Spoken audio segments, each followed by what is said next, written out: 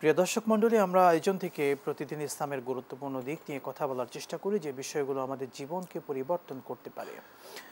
আল্লাহ সুবহানাহু ওয়া তাআলার ঘরে বাইতুল্লাহ যাওয়ার জন্য বাইতুল্লাহর মেহমানগণ, সম্মানিত হাজী সাহেবগণ এর মধ্যেই প্রস্তুতি গ্রহণ শুরু করেছেন। হয়তো কিছুদিন পরেই হজের উদ্দেশ্যে যাত্রা শুরু করবেন। হাজী সাহেবগণ বাইতুল্লাহ যাওয়ার পরে সেখানে যে গুরুত্বপূর্ণ স্থানগুলো আছে, অর্থাৎ আমরা জানি মক্কা এবং মদিনায় আল্লাহ সুবহানাহু ওয়া তাআলার অসংখ্য নিদর্শন রয়েছে, যেগুলো আমাদের মনকে সত্যি আবেগ তৈরি করে দেয়। আমরা আজকে কথা বলবো পবিত্র মক্কাতুল মুকাররমার সম্মানিত গুরুত্বপূর্ণ যে স্থানগুলো আছে সেই স্থানগুলোর সংক্ষিপ্ত পরিচয় এবং সেগুলোর মর্যাদা নিয়ে, ফজিলত নিয়ে জানবো শেখের থেকে ইনশাআল্লাহ তাআলা।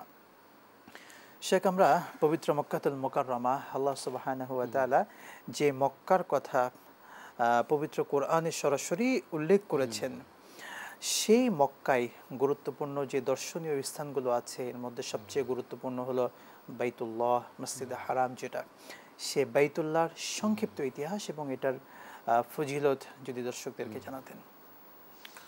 ধন্যবাদ। আলহামদুলিল্লাহ রাব্বিল আলামিন ওয়াসসালাতু ওয়াসসালামু আলা সাইয়্যিদিল আমবিয়া ওয়াল মুরসালিন ওয়া আলা আলিহি ওয়া আসহাবিহি আজমাইন।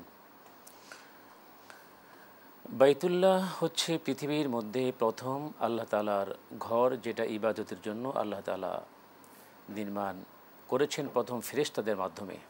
এই পৃথিবী যখন সৃষ্টি হয়েছে, সৃষ্টির সাথে সাথে আল্লাহ তাআলা ইবাদতের জন্য এই ঘর নির্মাণ করেন ফেরেশতাদের মাধ্যমে প্রথম। জি। এরপর হযরত আদম আলাইহিস সালাম যখন এই পৃথিবীতে আসলেন, ওনার আগমনের পরে আল্লাহ তাআলা আবার ওনাকে নির্দেশ করলেন যে আদম, তুমি পৃথিবীতে আগমন করেছো, এখন তোমার প্রথম কাজ হচ্ছে ইবাদতের জন্য একটি ঘর তুমি নির্মাণ করো। জি।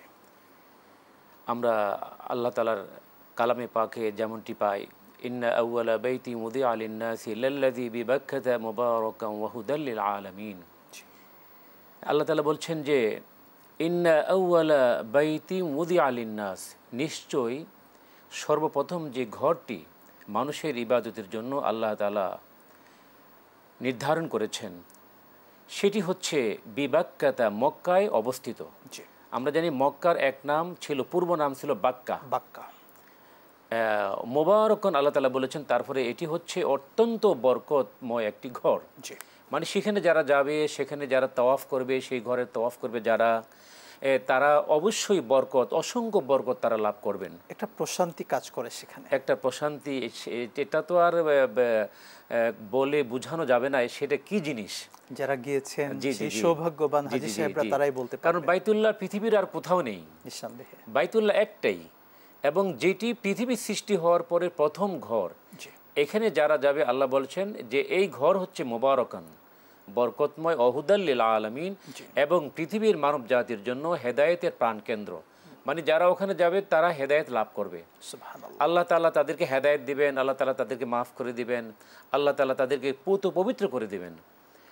এই ঘরটা তো এমন যে আপনি যদি শুধু তাকিয়ে থাকেন, দেখেন পৃথিবীতে তিনটা বস্তু এমন আছে, তিনটা জিনিস এমন আছে যে শুধু আপনি তাকিয়ে থাকবেন, কোনো আমল করবেন না, কোনো দোয়া করবেন না, মুখে কোনো কিছু উচ্চারণ করবেন না, শুধু তাকিয়ে থাকবেন। নেকি আর নেকি আল্লাহ তাআলা দান করবেন, সওয়াব আর সওয়াব আল্লাহ তাআলা দান করবেন। এক নম্বরে হচ্ছে যেমন নাকি তিনটার মধ্যে একটি হচ্ছে কোরআনে কারীম। কোরআন শুধু যদি আপনি তাকিয়ে থাকেন, কোরআনের পৃষ্ঠার দিকে, কোরআনের অক্ষরগুলোর দিকে তাকিয়ে থাকেন, নেকি আর নেকি।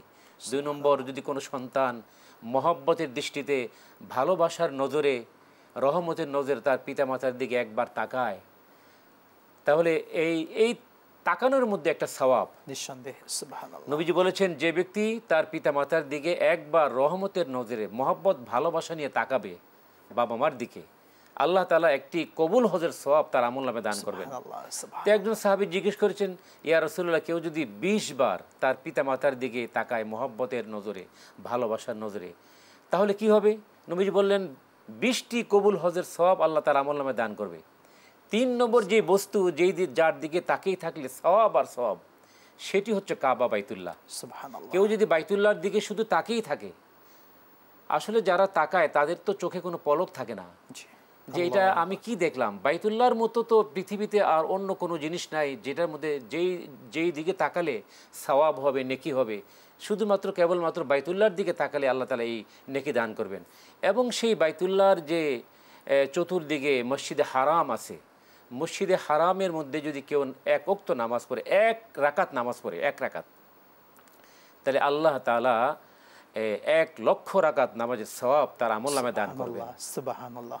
একবার সুবহানাল্লাহ বলল, আল্লাহ তাআলা যেমনটি আপনি বললেন সুবহানাল্লাহ, একবার যদি কেউ সুবহানাল্লাহ সেখানে গিয়ে পড়ে, মসজিদে হারামে একবার সুবহানাল্লাহ বলল, একবার আলহামদুলিল্লাহ বলল, একবার আল্লাহু আকবার বলল, তাহলে আল্লাহ তাআলা 1,00,000 বার সুবহানাল্লাহ বলার সওয়াব তার আমলনামায় দান করবেন। সুবহানাল্লাহ। অর্থাৎ প্রত্যেকটি আমলের সওয়াব সেখানে আদায় করার কারণে আল্লাহ তাআলা বহু গুণে বাড়িয়ে দেবেন, বহু গুণে বাড়িয়ে দেবেন। এবং সাথে সাথে আমি একটা কথা বলি যে বাইতুল্লাহর শাখা প্রশাখা হলো পৃথিবীর সমস্ত মসজিদগুলো। জি, পৃথিবীতে যে লক্ষ লক্ষ মসজিদগুলো আছে এগুলো কিন্তু সব বাইতুল্লাহর শাখা প্রশাখা। একটা সময় কিয়ামতের আগে যখন একদল মানুষ, একদল দুষ্ট লোক কাফের, তারা যখন এই বাইতুল্লাহ আক্রমণ করবে, তখন আল্লাহ তাআলা বাইতুল্লাহকে উঠায় নেবেন এবং সাথে সাথে সমস্ত পৃথিবীর মসজিদগুলোকে আল্লাহ তাআলা উঠায় নেবেন।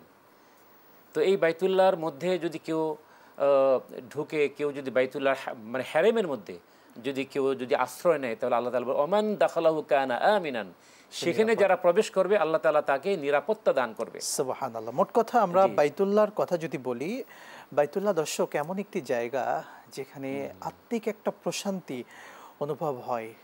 কেন প্রশান্তি অনুভব হবে না, যে বাইতুল্লাহর চতুর্দিকে চক্কর দিয়েছেন, ঘুরেছেন আম্বিয়ায়ে কেরাম আলাইহিমুস সালাতু ওয়াস সালামগণ। আল্লাহ তাআলার অসংখ্য রহমত প্রতিদিন যেখানে নাজিল হয়, কেন সেখানে প্রশান্তি থাকবে না?